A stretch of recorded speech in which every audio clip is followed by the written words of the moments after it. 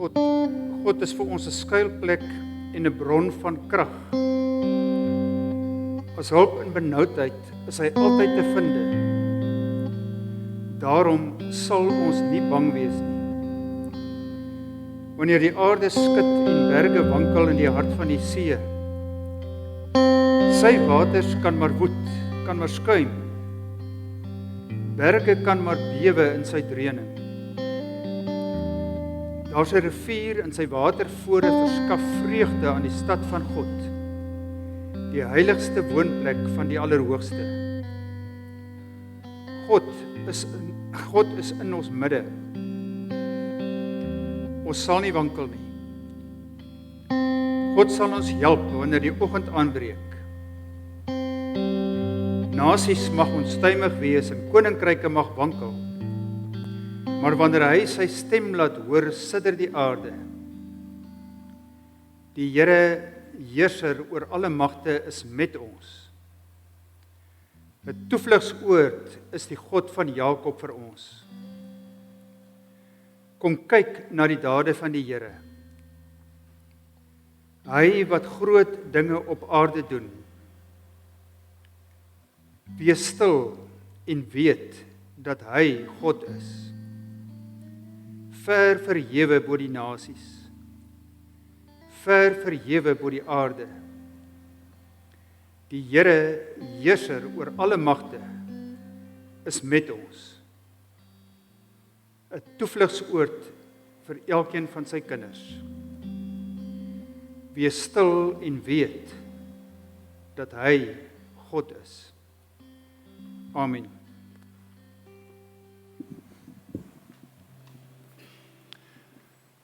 Baie dankie julle.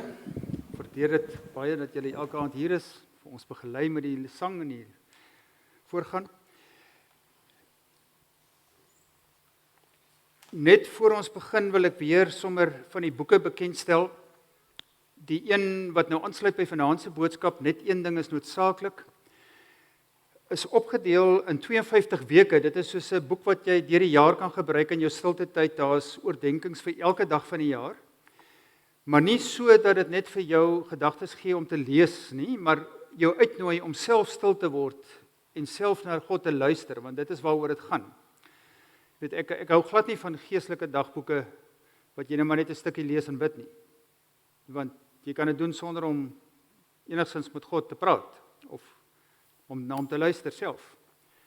Mens leer luister na God deur self stil te word en nie net te lees wat iemand anders geskryf het nie. So die ander een is by die Psalms, en dit was vir hierdie jaar ook al hier. Dit is 'n boek wat 365 dae van die jaar vir jou help om elke dag uit een van die Psalms te bid, maar dan ook vir jou uitnooi om daaroor na te dink. Nou julle sal weet, baie van die Psalms kan ons nie vandag lekker bid nie, want jy weet Dawid en die ouens het gebid, Here, sla my vyande dood en vernietig hulle van die aarde af en so aan. Nou ons sal graag so wil bid miskien, maar in die Nuwe Testament bid ons nou nie meer so nie. So dis bietjie vertaal in Nuwe Testamentiese taal en vir jou ook help om dan dit te kan gebruik. En ek meen, soos julle sal weet, daar is geen emosie wat nie in die Psalms voorkom nie. So die Psalms leer ons bid. Dis die gebedeboek van die kerk, van die vroegste tye af. Jesus het gebid uit die Psalms. Al die Ou Testamentiese of die mense in die Bybelse tyd het gebid uit die Psalms. Dit leer ons om ons harte voor God oop te maak. En dis 'n boek wat jy kan hom vir 10 jaar aan mekaar gebruik. Jy sal nie, dink ek, moeg raak daarvoor nie, want mens raak nie moeg vir die woord nie. Goed, daar op die skerm sien julle nou, ons reeks hierdie week gaan oor die spore van die herde. Nou, dit kom alles uit my volgende boek wat nou volgende week gaan verskyn. Ek het gehoop hy sal hierdie week hier wees. Dit is die voorblad daarin. Waar ons letterlik in die boek volg ek in die spore van Jesus vandat hy op die aarde aangekom het, dwars deur die evangelies, letterlik om amper soos jou voorstel, jy stap saam met die disippels agter hom aan en jy beleef wat hy doen, jy sien wat hy doen en jy leer waaroor dit gaan as disipel. En dit is maar waaroor die hele boek gaan, so deur die evangelies, om net iets van die, wil ek amper sê, wat ons gewoond aangeraak het. Ons het so baie gelees, ons hoor dit nie meer nie. te probeer uithaal en vir jou weer te laat hoor wat regtig daar gebeur wanneer jy in die spore van die herder loop. Nou vanaand se gedeelte kom ons nou by Johannes 12 en Lukas 11, Lukas 10. En dit is waar Jesus, hy is nou al 'n hele ruk lank aan die stap met sy disippels. Sy disippels volg hom die hele tyd, natuurlik leer geweldig baie. En soos wat jy nou in die boek, as jy die boek kry, sal agterkom, o ja, en jy kan die boek bestel. Dit is nou, daar is 'n lys daarvoor. Ek het nou pas vandag gehoor, die prys gaan R360 wees. Dis 'n bietjie dikker as die ander, maar ek verkoop hom nou hier vir R330. Dis hom so 'n bietjie wat ek vir jou kan afgee. So as jy belangstel, kan jy daar gaan opskryf. Maar in elk geval, nou het Jesus ook al vir Lazarus uit die dood opgewek, wat ons van lees in Johannes 11. En net daarna in Johannes 12 staan daar 6 dae voor die Paasfees, het Jesus weer teruggegaan na die huis van Lazarus en Martha en Maria. Nou hulle het in Betania gebly, het was net so 'n paar kilometer van Jerusalem af. Nou dit is geweldig interessant dat die Jode die gebruik gehad het. Kyk, die Paasfees het hulle mos gevier vir die herdenking van die uittog uit Egipte, waar hulle die paaslammertjies geslag het en die bloed aan die kosyne gesmeer het. En dan het hulle elke jaar die Paasfees gevier, en dan tydens die Paasfees is daar lammetjies geslag. En weer het hulle nou die hele Paasgebeure herdenk. Maar so 4-5 dae voor die Paasfees, dan het al die Joodse families, hulle het van oral oor die wêreld gekom, wat nou rondom Jerusalem net, wel, meestal uit Israel, maar ook uit ander wêrelddele, en dan het hulle lammetjies saamgebring. Maar dit moes 'n perfekte lam wees, wat geen gebrek het nie. En nou kom Jesus 6 dae voor Paasfees na Betanië toe, en 4 dae voor die Paasfees kom hy as die lam van God, saam met al die ander lammetjies. Jerusalem op 'n donkie ingery. Is maar net interessant, die simboliek daarvan, dat die lam van God saam met die ander paaslammers dan nou inkom. Maar nou kom hy daar by die huis van Martha en Maria. En Maria, weet ons nou al, sy het hierdie absolute liefde vir God gehad, hierdie sensitiwiteit vir wie Jesus is, geweet, hy is die seun van God, en 'n ongelooflike liefde vir hom gehad. En dan kom hy daar saam met sy disippels, en hulle maak reg om te eet, en Martha, soos gewoonlik, is besig aan die kombuis om die ete voor te berei. En dan kom Maria aan,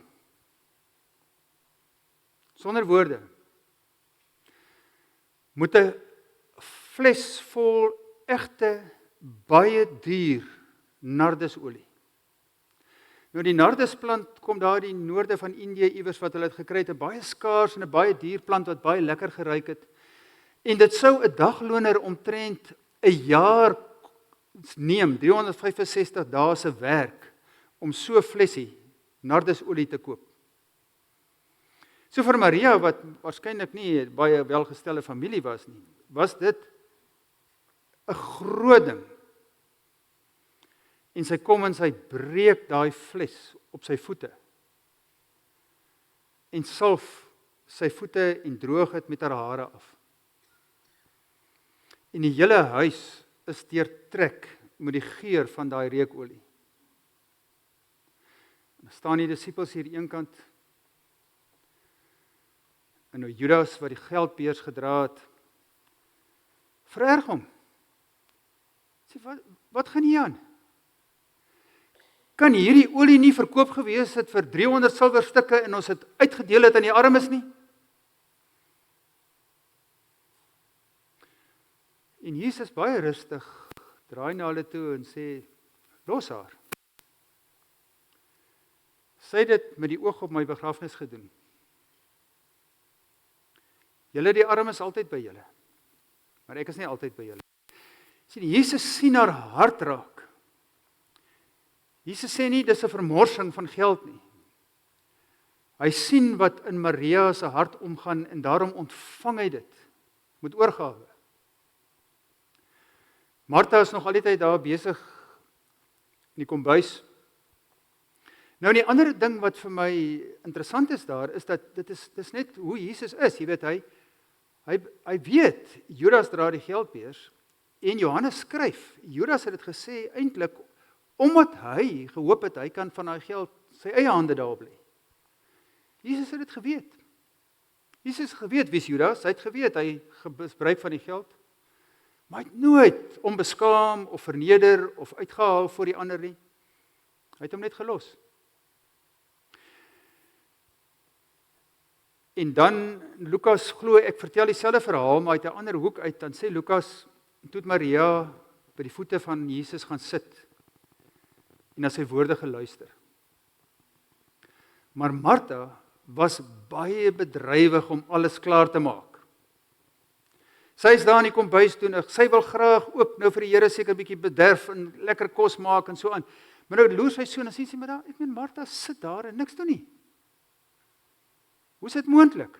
Ek meen, sy moet nou alleen hier werk. En nou begin sy daai gesprek in haar kop. Ek dink baie van julle ken dit. Daai ding van jy voel verontreg. Hoekom moet ek altyd al die vuil werk doen?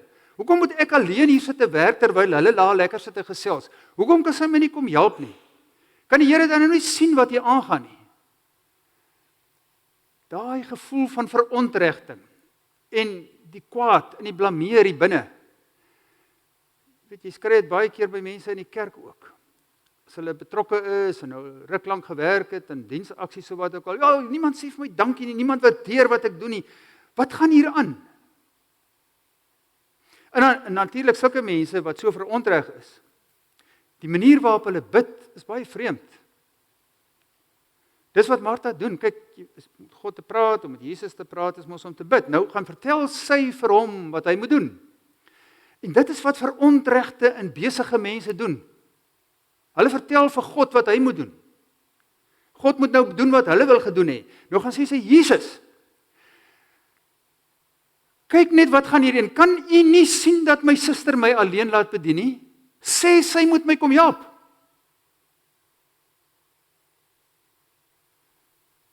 En dan Jesus wat doodrustig omdraai en sê, Martha, Martha, jy is besorg en bekommerd oor baie dinge. Maar net een ding is nodig. Net een ding. Maria het die beste deel gekies. En dit sal nie van haar weggeneem word nie.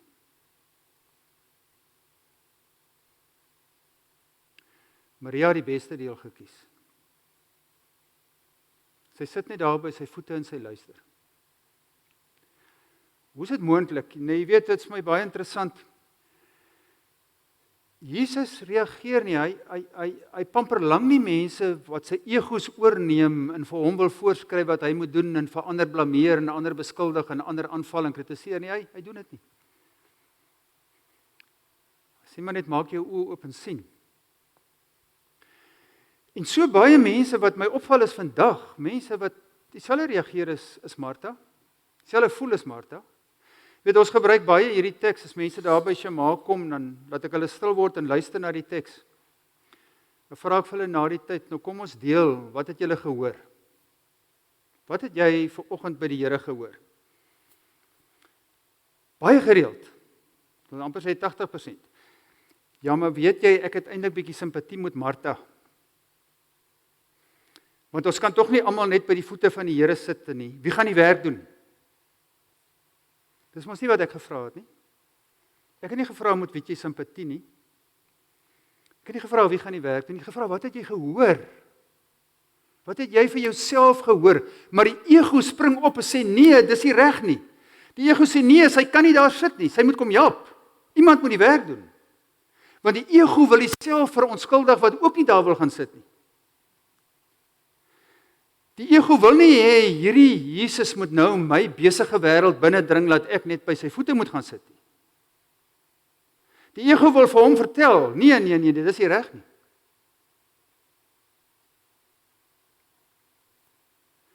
Die ego voel verontreg. Maar wat hoor jy as Jesus sê dis die beste deel? Sien, Maria het waarskynlik ook maar haar gros van probleme gehad, dinge wat sy oor gewonder het. Maar op 'n manier het sy vir Jesus leer ken. Regtig leer ken. Jy weet, en as jy vir God leer ken en vir Jesus leer ken, verander dit alles. So op 'n manier het sy geweet, hier is vandag iemand in hierdie huis met volmaakte wysheid en insig. Met 'n volmaakte liefde en omgee en sorg. Iemand wat, as ek na sy wysheid luister, ek gevoed kan word, ek verstadig kan word, my dors geles kan word. Dis die mees intelligente persoon ooit. Die mees verstandige, die mees wyse persoon ooit. Waarom sal ek dan nie vandag alles op sy sit, net om by sy voete te kan sit, net om iets van daai wysheid en liefde in sy teenwoordigheid in te drink nie? Hoekom sal ek dit nie doen nie? Dit sal mos stupid wees, dit sal mos dom wees, om nou te probeer regmaak en goeders voorberei terwyl hy hier is. Hoe kan ek dit mis? Dis wat 'n hart vol van liefde sê. Hoe kan ek dit mis? So nou moet jy vanaand mooi verstaan. As ek hierdie verhaal vertel en sê party van ons is te besig om na hom te luister en ons het allerlei verskonings. Ek wil jou nie dat skuldig voel daaroor nie. Nee, help nie. Jy hoef nooit skuldig te voel as jy nie by hom gaan stil word en nie na hom luister nie. Jy is nie sommer skuldig te voel nie. Hy is nie kwaad vir jou daaroor nie. Hy sal jou nie blameer nie. Hy sal nie vir jou minder lief wees nie. Hy het dit nie nodig nie. Hy het nie nodig dat jy by hom gaan sit nie. Hy is volkome in homself. Hy is nie afhanklik van jou aandag nie. Hy is God. Hy het alles wat hy nodig het in homself. Hy is nie afhanklik van mense nie. Hy suig nie uit ons iets op nie. Hy is iemand wat uit sy oorvloed deel wie hy is. Dis wat Jesus in Johannes 10 sê. Die dief kom om te steel en te slag en uit te roei, maar ek het gekom sodat jy lewe kan hê en dit in oorvloed. In die hele Bybel praat van hy in die Ou Testament, oral kom dit oor van, gaan lees net Psalm 65, sê oral waar hy stap, oral waar hy beweeg, is dit asof die oorvloed gesaai word. Jy maak net jou hand oop en die guns vloei in oorvloed. Hy deel uit. Hy is nie afhanklik nie, hy is nie 'n parasiet nie. Jy sien, baie van ons het groot geword met hierdie idee, dis iets wat ek behoort te doen, ek moet dit doen en nou voel ek skuldig as ek dit nie doen nie en nou voel ek so sleg as dit ek nie doen. Nee. Jy behoort dit nie te doen nie. Jy behoort niks te doen nie. Maar as jy soos Maria hom leer ken het, as hy nie anders kan nie, dan sê jy sê, maar as ek dit nie doen nie, dan is ek mos stupid. Dis die mees liefdevolle, die mees intelligente, die mees wyse, die verstandigste, die beste raadgewer, die beste herder wat daar is. Hoekom sal ek myself beroof van die geleentheid terwyl hy my uitgenooi het? En gesê het, ek is welkom, ek mag dit maar doen. Nie ek moet dit doen nie, ek mag dit maar doen. Ek mag maar by sy voete kom sit en luister en ontvang en gevoed word met sy oorvloed. Hoor jy die verskil tussen ek moet dit doen en ek mag dit doen? Ek mag daar vertoef, ek mag indrink wat hy met my deel.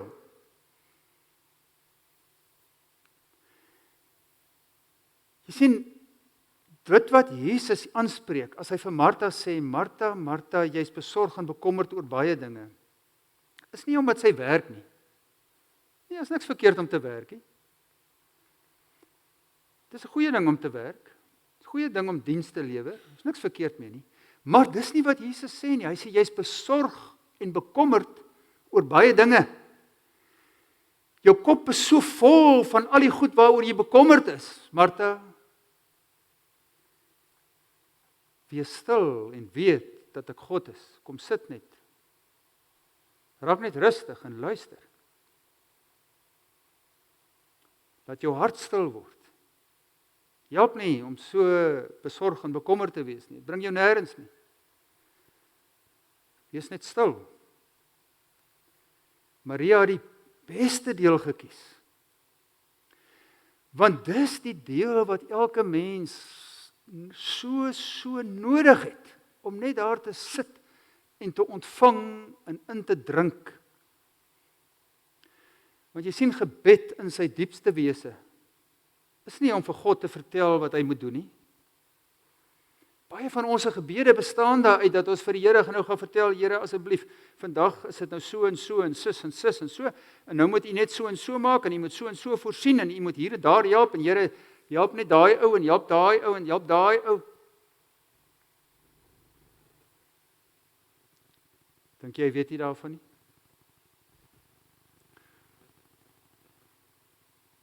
As jy hom nie inlig nie, dan sal hy nie weet nie. Matteus 6 sê, Matteus, is nie nodig vir al hierdie lang gebede nie. Hy sê die Here weet, nog voordat jy hom vra, weet hy dit. Soos julle kan maar net die kern bid, leer hy vir hulle die Onse Vader gebed. Dis nie verkeerd nie, hoor, ek sê nie dis verkeerd as jy dit doen nie. Jesus, God gaan jou ook nooit blameer nie. Natuurlik mag jy jou hart by hom uitstort. As jy hartseer is, jy's bedroef en jy voel deurmekaar, ja, praat met hom. Dis nie verkeerd nie, glad nie. Maar wat ek wil hê jy moet hoor, dis ook nie verkeerd om net by hom te gaan sit en in te drink en te luister nie. Want dis die deel van gebed wat ons verleer het, wat ons nie meer genoeg doen nie. Gebed is nie net om met hom te praat en vir hom te vertel nie, gebed is veral om by sy voete te sit en te luister. Dis baie belangriker dat ek in my lewe agtergekom en glo ek, om te luister wat op sy hart vir my is, as om vir hom te vertel wat op my hart is.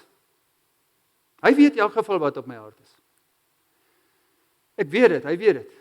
Hy weet presies wat op my hart is. So ek kan maar net daar gaan sit en sê, Here, hier is ek. Ken my hart. Praat met my.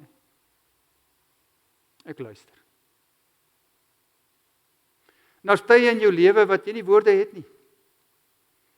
Daar's tye in jou lewe wat jy platgeslaan is en seer is en stikkend is. Jy kan nie bid nie. Sit net daar en sê, Here, ek weet nie. Praat met my.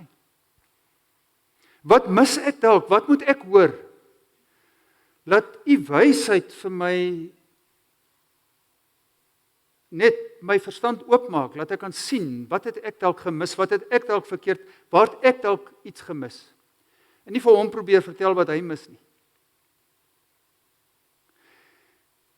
So kan jy baie meer ontvang en gevoed word uit sy oorvloed.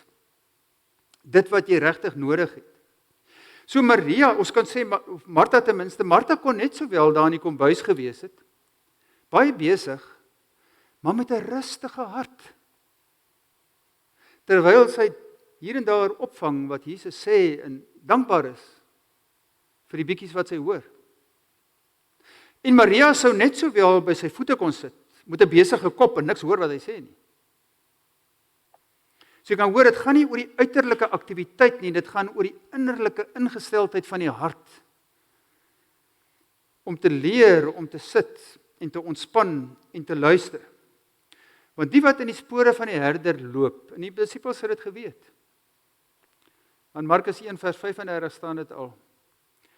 Vroeg in die môre, nog diep in die nag, Jesus opgestaan, een kant toe gegaan, om te gaan bid. Dan staan daar gereeld, hy het die gewoonte gehad om in die aand op die Olyfberg te gaan en te gaan bid. Net by sy Vader te wees. Nou, vir ons is dit half moeilik om te verstaan, hy is tog God, maar hy was ook werklik mens, en as mens het hy dit nodig gehad om by die Vader te vertoef, om na die Vader te luister, om gemeenskap met die Vader te beoefen.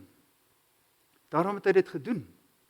En die disippels het dit gesien, hoe belangrik dit is, en hoe nodig dit is, en daarom kon hy sê, Ek doen net wat ek die Vader sien doen. Ek doen niks uit my eie nie.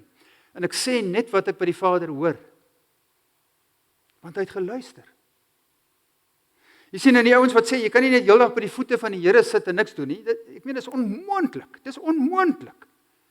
As jy regtig by sy voete sit, om net daar te sit en niks te doen nie. As daar mense is wat sê, nee, wat ek gaan nou niks doen nie, ek sit maar net hier by die mense kan dit as 'n verskoning gebruik, maar dit is bietjie lame, dit is ook 'n ego. Want Jesus, as die volmaakte voorbeeld wat gereeld by die voete van die Vader gesit het, gee vir jou die idee, hy was lui, hy was passief, hy het niks gedoen nie. Hy was 'n baie aktiewe mens. Dag vir dag het hy mense bedien en versorg en uitgedeel en genees en vertel en geleer dinge wat jou energie tap. Maar daarom het hy dit nodig gehad om weer by die Vader te gaan sit, om te herlaai, om tot rus te kom. Een van die baie mooi dele wat ons sien hoe hy dit doen in die Bybel wat vir ons vertel word, is toe hy hoor van die dood van Johannes die Doper. Baie goeie wel, is sy neef, 6 maande ouer is hy. En dit het hom ontstel. En hy wou net bietjie eenkant kom, gaan stil word, net weg van die mense afkom. Hy het ook daai behoefte gehad as mens. En dan vra hy die disippels en hulle by die see van Galilea, hulle roei oor na die oorkant toe, dat hy daar kan stil word, wegkom van die mense af, maar toe hy aan die ander kant kom, op 'n manier het die woord versprei, hy is op pad soontoe. Toe is daar 'n skare mense, skare. Nou ek weet wat ek sou gedoen het in daai omstandighede. Veral in my jonger dae, Jesus was maar 30 jaar oud. Ek het gesê, ag nee, tog, hoe is dit moontlik? Wat soek hulle hier? Ek wil wegkom van hulle af nou. Ek sien nou lus vir mense nie. Maar dan staan daar te baie diep omgee, compassion is die Engelse woord, in sy hart vir daai mense opgekom. Dadelik voel hy medelee vir hulle honger, vir hulle nood, en dan begin hy hulle bedien. En hy maak gesond, en hy genees. En die hele dag lank spandeer hy met hulle. Einde van die dag, dan sê hy vir die disippels, mense is moeg, geef hulle iets om te eet. Het hulle niks nie, ons ken die verhaal, die 5 brode en die 2 visse wat hy dan uitdeel, en die hele skare voed. En dan stuur hy hulle huis toe. En wat doen hy? Hy sê vir die disippels, gaan julle so lank terug met die bootjie. En dan gaan hy eenkant, en hy gaan raak stil. Want dit is hoekom hy gekom het, dis wat sy behoefte is. Sy program word onderbreek, en hy laat dit toe vir 'n tyd, maar hy word nie gestop en weggehou van daardie kosbare oomblikke aan die voete van die Vader nie. Want hy het dit ook nodig gehad. En dis hoekom ek glo dat Jesus vir Martha sê, net een ding is noodsaaklik. Want jy sien, jy kan sê jy's 'n kind van die Here en jy's 'n volgeling van Jesus en jy's 'n disipel, maar hoe is jy dit? As jy nie daai een ding doen deur na hom te luister en toe te laat dat hy jou leer en onderrig en vir jou die pad wys en jou voed vanuit sy oorvloed nie, dan gaan dit nie werk nie. Jy gaan jou kop stamp baie keer. Jy gaan groot foute maak. Jy gaan jouself moontlik in die grond inwerk. Party mense sê hulle werk so hard vir die Here, jy weet, party ouens spog daarmee, hy het in die intensief beland want hy het uitgebrand soos hy vir die Here gewerk het, dat hy nooit na die Here geluister het.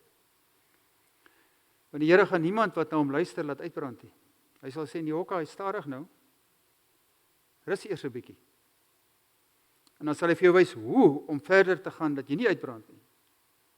So dis die een ding wat noodsaaklik is vir elke disipel om daai verbintenis te hê, om te hoor. Wat is volgende? So hoor baie mooi, dis nie iets wat jy moet doen nie. Dis iets wat jy mag doen. Voorbeeld te gebruik om die illustrasie daarvoor. Stel jou voor, jy gaan op 'n vakansie, jy kom daar op 'n eiland, bietjie afgesonder, of nie eiland nie, een kant weg van die beskawing af, maar 'n afgesonderde plek, jy weet jy daar ingery met 'n voertuig, en heeltemal een kant, en is 'n baie mooi omgewing, so langs die see, en dit is alles, en dit is beruig, woude rondom jou, en bos, maar dit is nou lekker daar op vakansie, en dan kom 'n groot storm, en alles word weggewaai en verrenoveer, en die kragdrade is af, en verbintenis is af, en die paaie is geblok, maar jy het 'n afspraak gehad, 'n dag of 2 later, wat jy moet by 'n sekere plek wees, dis lewensnoodsaaklik. En dan sê jy vir die gidse en die mense daar, die opsigters, maar nou het jy 'n probleem, jy moet hier uitkom. Jy kan nie nog 'n week hier sit nie. Jy moet hier uitkom. Dan sê hulle, okay, hier is ontsnaproetes, maar jy gaan dit nooit op jou eie maak nie. Hier's baie ervare gidse. En as jy net 'n paar uur wag, 6 uur wag, of wat ook al, die gids is nou op 'n ander plek, dan kan die gids jou uitvat. Want dit is net te ruig, en dit is net te gevaarlik ook, om dit op jou eie aan te pak. Nou wie gaan dan opstaan en sê, nee, ek het nie nou tyd om 6 ure te wag, nee, ek moet nou in die pad val, ek moet nou daar kom, en dan begin stap jy. Sonder 'n gids. In daai woud in. Dink nie gaan baie ver kom nie. Maar dis presies wat mense doen wat sê, maar ek het nie nou tyd, ek is te besig om by die voete van die Here te sit en te luister. Ek moet nou aangaan, ek moet my ding doen. Sonder die gids. Net een ding is noodsaaklik in die lewe van 'n disipel. Dis die gids, die herder se stem. So môre aand gaan ons verder praat oor die stem van die herder. Kom ons bid saam. Here, dankie dat U soveel omgee het vir ons, dat U ons so goed verstaan, dat U weet dat ons U nodig het. Ons moet erken, Here, van ons kant af luister ons maar moeilik, en ons verstaan nie altyd so maklik nie. En ons is maar baie weerbarstig en eiesinnig, en doen ons eie ding. Wees ons genadig, Here, om te kan hoor wat U regtig aanbied, en wat U vir ons sê deur hierdie gedeelte, sodat ons ook kan leer wat dit is om by die voete van die herder te sit en na U woorde te luister. Daardie woorde wat lewe gee en lewend maak en herstel en opbou en bemoedig en versterk en aanraak en genees. Woorde waarsonder ons nie regtig deur hierdie oerwoud van die lewe kan kom nie. Gee 'n paar oomblikke van stil gebed, dat jy ook vir God self kan antwoord op dit wat jy vanaand gehoor het.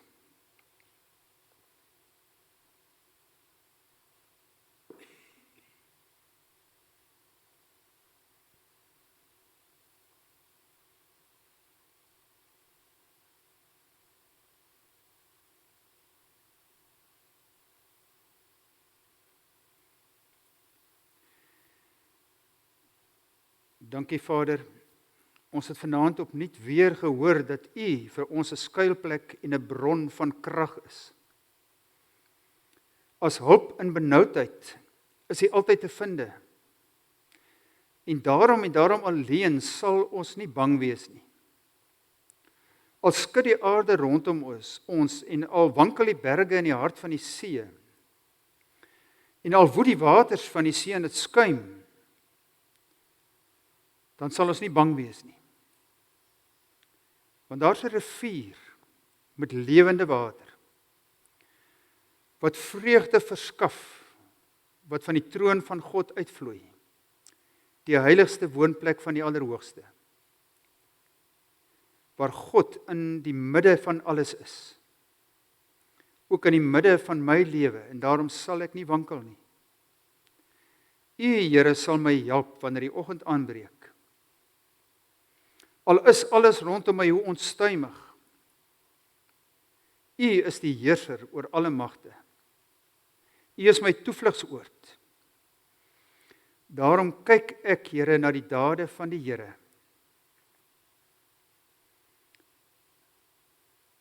Ek wil op U wag. Ek wil aan die voete sit en stil wees en luister. Ek wil bedaar en erken dat U God is. Verhewe bo al my probleme en verhewe bo alles wat die wêreld na my kan toe gooi. Is ek nie alleen nie. U, Here, die heerser oor alle magte, is my toevlugsoord. U is my God. Ontvang nou die seën van die Here. Die Here sal jou seën, jou beskerm, as jy hier vandaan weggaan. Die Here sal sy aangesig oor jou laat skyn en jou genadig wees. Die Here sal sy aangesig oor jou verhef en aan jou sy vrede gee. Amen.